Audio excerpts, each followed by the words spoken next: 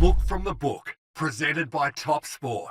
Well, Tristan, good to chat to you again. Gather you caught up with our fearless producer, Roger Aldridge, for a couple of beers during the week. Yeah, we did. He did very well. He ran the marathon, which I'd struggled to drive 42 in a big pace. So he did very well getting around the track there. But it was good to catch up with our fearless leader and have a couple of beverages. Very enjoyable arvo. And be honest with us, did he say that he is the absolute brains behind this show, and without him, it would completely fall off the tracks? He's the brains, brawn, and best tipper was what he said. So that was word for word the quote. So no, he was, and I think he's right, going off the good three multi in recent times. No, absolutely. Now let's quickly turn our attention to Newmarket on Saturday. Artorias, he was so good at Royal Ascot, which we touched on before. What's interest been like in the July Cup, and what price is Artorias? Yeah, in the July Cup, we've got Artorias in their second pick at $3.80 behind Perfect Power. So, been a little bit of support. I think the bulk of the betting will occur on Saturday night when we get a little bit closer to the race. But, yeah, certainly a big chance there at $3.80. A couple of other runners in the race, Creative Force at $5.50 and Naval Crown at $6.50. So it looks a pretty open race. So we'll wait and see what the other final field looks like. What about early money? We've got group racing back at Caulfield this Saturday with the Sir John Monash Stakes. Has there been much early movement in the markets? Yeah, probably the biggest go. It's not the greatest program this time of the year. We're just sort of working back towards the big races. So we've had a couple of big goes early on in the piece. Probably the biggest one is last start winner Impulsar with Harry Coffey in the saddle, $4 into $3.40, been hit at a couple of price points. So punters certainly jumped all over that one early in betting when we opened it yesterday. Have your lays been going while I've been away? Oh, this has been the one success story of the show. Yeah. Hasn't been many. Just like clockwork, Turfy, similar to your holiday. We're just going along very nicely. So who are we putting in the bin this week? Who might as well not turn up at Caulfield on Saturday? Yeah, one might not bother turning up. Is race 3, number 6, Oceana Blue. It's been consistent enough this prep, but I just think it looks a really open race, to be honest. I think it's a chance, obviously, but to me, I think it probably will drift, and there's a few other horses at bigger odds that I think are a big chance. That's the one I mentioned earlier on. Just barrier 1's a little bit of a nag for me, but well, you've done 4 minutes of form. So. I have, but as I said, I don't know why. It's when I was watching one of the races, the race she was in last start, I was thinking, oh, gee, that's had no luck, that thing there. No, she didn't. Just quickly, we were chatting to Turfy about him seeking out some dog racing in Marrakesh. Right, Tristan, what's the weirdest place that you've A, taken a bet on, and B, placed a bet yourself?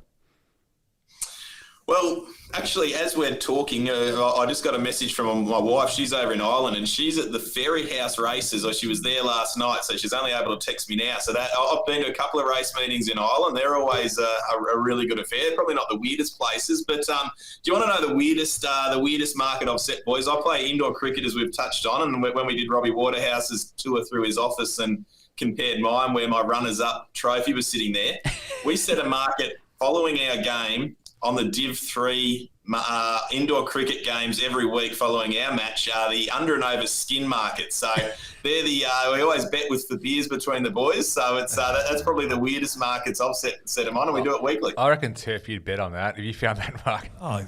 Oh, certainly if I do the form on it, I'm not going to bet blind. I'm not an idiot. Well, just you quickly. Get 2 balls to watch the batsmen see how they line up, and then you set the line. It's a very enjoyable 4 overs. Before we get on to the Good 3 multi, did the mice make an appearance on tour? No, they didn't. But I was telling my daughter about the mouse racing the other day, and all of a sudden she's got a keen interest in it.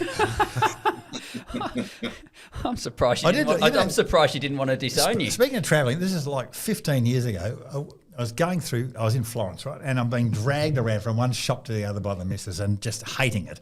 And I went past this joint. I thought, I recognise that noise. And I went inside, and it was a TAB. And on the screen was a race, and it had on the screen Trotto Roma. So anyway, that sort of race, I sent her off shopping, and I hung around there a bit longer. Race came on. I said, like, where? He said, Firenze. So I went straight out, jumped in a cab, went to the races in Florence, got talking. They had had bookmakers there, so got to have $500,000 each way on something, which was a great thrill.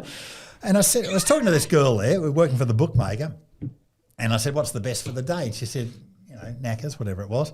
So I waited. There was 2 races later. So I had something on it.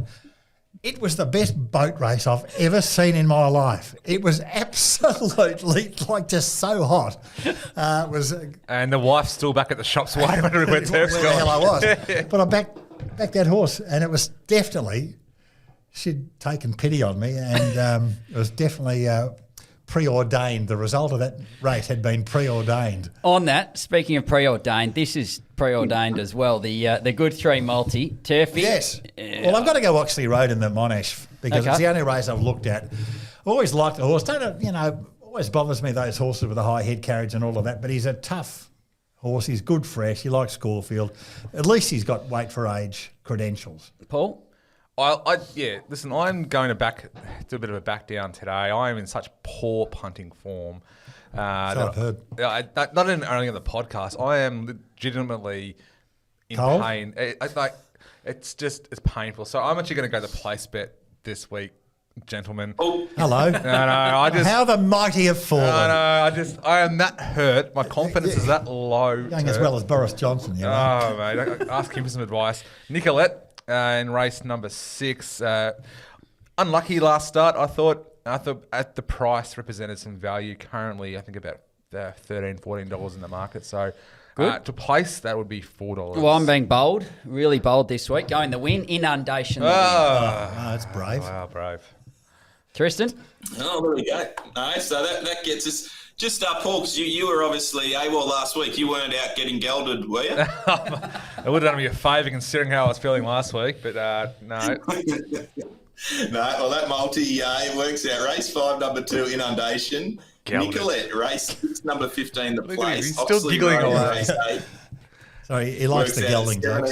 $17.85. There you go, 7 Take a long way to frown that. Tristan, it cannot lose. Oh, Yeah. And as Basil Foley said to Sybil, you have to sew them back on first. it's been a pleasure. Tristan, have a great weekend. Thanks, guys. Speak to you next week. A Good 3 with Dr Turf, Matt Welsh and Paul Tatnell.